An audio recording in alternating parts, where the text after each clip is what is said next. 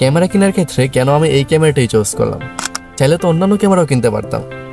কেন DJI Osmo Action 4?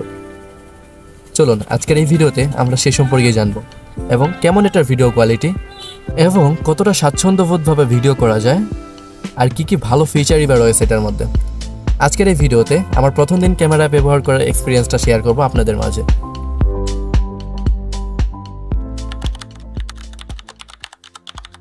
আসসালামু আলাইকুম এভরিওয়ান, হ্যালো গাইস, কি অবস্থা সবার? আশা করি সকলেই খুব ভালো আছেন। Welcome to our new video. গত ভিডিওতে আমরা শেয়ার করতে যাচ্ছিলাম প্রথম দিন ভিডিও করার অভিজ্ঞতা। ভিডিও বেশ বড় হয়ে যাওয়ার কারণে গত ভিডিওতে আমরা সেসব ক্লিপগুলো আপনাদের দেখাতে পারিনি।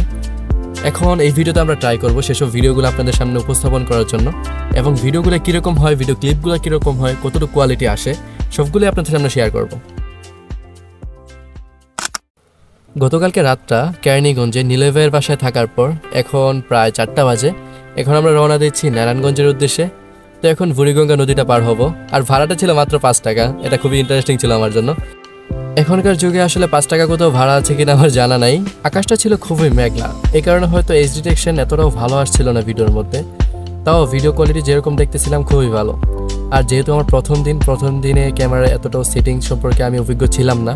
আর বুড়িগঙ্গার পানিগুলো যদিও এতটা সুন্দর লাগে, কিন্তু পানিগুলো আসলে খুবই নোংরা, ঢাকার যত আবর্জনা দিয়ে ভরপুর। আর পরিবেশটা খুবই সুন্দর ছিল, মেঘলা আকাশের মধ্যে একটি মনোরম পরিবেশ। এখন আমরা আসছি নারায়ণগঞ্জ চাষারাতে। এখান থেকে এখন মিনারে যাব। মিনারে যাওয়ার পর তারপর একটু ঘোরাঘুরি করে তারপর আবার কুমিল্লাতে ব্যাক করব। এখন থেকে যে ভিডিওগুলো দেখতে পাচ্ছেন সবগুলো হচ্ছে আমার ক্যামেরাতে শ্যুট করা, এবং চলন্ত অবস্থায় ভিডিওর স্টেবিলাইজেশন কেমন সেটা আপনারা ভিডিও দেখে আন্দাজ করতে পারতেছেন, কারণ ফোনে হলে এতটা স্টেবল ভিডিও পাওয়া যায় না। এখন আমরা বর্তমানে আছি নারায়ণগঞ্জ মিনারে। এখানে অনেক রকম স্ট্রিট ফুড পাওয়া যায়, বিশেষ করে এখানকার ফুচকাটা এবং ভেলপুরি সবচেয়ে বেশি ফেমাস। এখানে খুব ভালো একটা লাচ্ছি পাওয়া যায়, তো যখনই আসতাম তখনই এই লাচ্ছিটা ট্রাই করতাম। এবার আসার পর আর ওই লাচ্ছিটা খুঁজে পাচ্ছিলাম না, তারপর নীলয় ভাই নিয়ে আসলো এখান থেকে একটা শরবত খাওয়ানোর জন্য। দেখি এটা ট্রাই করে এটার এক্সপিরিয়েন্স কেমন হয়। জুসটা অনেক বেশি বাজে ছিল। ভাইকে জিজ্ঞাসা করার পরও ভাইও সেম কথা বলতেছে। আচ্ছা, রিয়েল ভয়েসটা দিই।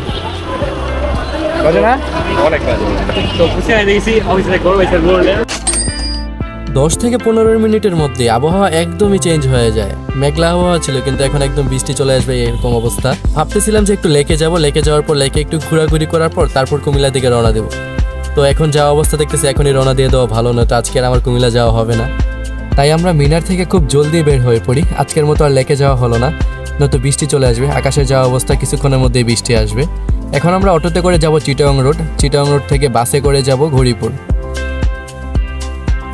অটোতে ওঠার পরপরই বৃষ্টি চলে আসে, কিন্তু বৃষ্টি আসতেছিল চারদিক থেকে। একদিক থেকে নীলয় ভাই ছাতা দিয়ে কাভার করে রাখছিল। চিটাগং রোডে আসার পর দেখতেছি বৃষ্টি অনেকটাই কমে গেছে। তারপর এখন আমরা যাব গৌরীপুর। এখন বাসে উঠে তারপর গৌরীপুরের উদ্দেশ্যে রওনা দেবো। সরি, আমরা না, জাস্ট আমি, নীলয় ভাই এবং তার ফ্রেন্ড এতটুকু পর্যন্ত আমাকে দিয়ে যাওয়ার জন্য আসছে ওনারা। আরেকটা দুঃখের বিষয় হচ্ছে কি, আজকে সারাটা দিনে একটুও রোদের দেখে পেলাম না। ভাবছিলাম অনেক ভালো ভালো ফুটেজ ক্যাপচার করতে পারবো, কিন্তু লাইট কম থাকার কারণে সেগুলো আর সম্ভব হয়ে ওঠেনি। বাসে ওঠার পর এখান থেকে আমি কিছু ক্লিপ নিয়েছি, যেমন এই যে এটা।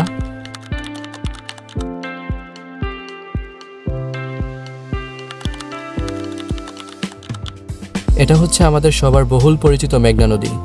আর এখন সময়টা হচ্ছে মাগরিবের আজান দিবে এরকম অবস্থা। লো লাইট কন্ডিশন এবং ভিডিও কন্ডিশন কীরকম আপনারা দেখতেই পাচ্ছেন। আর যারা ঢাকা চট্টগ্রাম রোডে ভ্রমণ করেছেন তারা অবশ্যই মেঘনা নদীর সৌন্দর্য উপভোগ করেছেন এবং সৌন্দর্য দেখে মুগ্ধ হয়েছেন। দেখতে দেখতে ঘণ্টাখানিকের মধ্যেই গৌরীপুর চলে আসি, এবং গৌরীপুর থেকে এখন যাব হচ্ছে গাজীপুর। আর আজকের ভিডিওতে রোদ না ওঠার কারণে আমি ডেলাইট কন্ডিশনের ভিডিও কোয়ালিটি কীরকম এটা দেখাতে পারিনি। অ্যাকশন ক্যামেরা মূলত ডেলাইট কন্ডিশনের জন্যই, লো লাইট কন্ডিশনে তেমন ভালো পারফরমেন্স করে না, কিন্তু গোপর থেকে DJI খুব ভালো পারফরমেন্স, বিশেষ করে লো লাইট কন্ডিশনে। আর এরপর থেকে তো যতগুলো ভিডিও আসবে সবগুলো এই ক্যামেরা দিয়ে আসবে, আর সবগুলো আসবে ডেলাইট কন্ডিশনে, এবং চেষ্টা করব রেগুলার ভিডিও দেওয়ার জন্য। ততক্ষণ পর্যন্ত সবাই ভালো থাকবেন, সুস্থ থাকবেন। টেক কেয়ার, আল্লাহ হাফেজ।